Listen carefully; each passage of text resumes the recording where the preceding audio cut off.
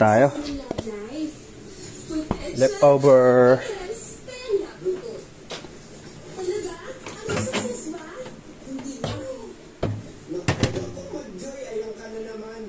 Buhay ka na naman para sa lalaki.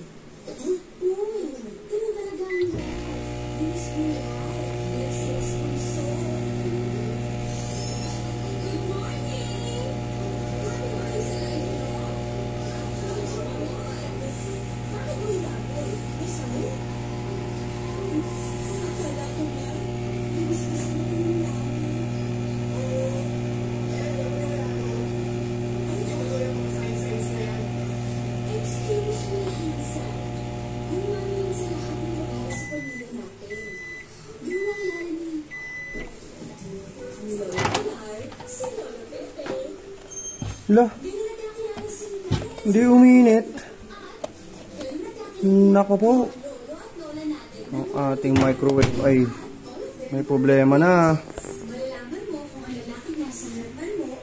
Oh mga kasyat, hindi uminit eh. Mukhang may problema na to. Matagal-tagal na rin to. Araw-araw ginagamit. Tapos mahigit 5 years na siya. Baka nakapagbukas na kayo ng ganito. Subukan natin referend din. GE yung brand niya. Pa-comment na lang below kung anong mga basic na dapat i-check natin dito. Subukan natin referend. Hindi pa ako nakapagbukas ulit ng microwave eh. Huling bukas ko nito, OJT pa ako. Maraming salamat.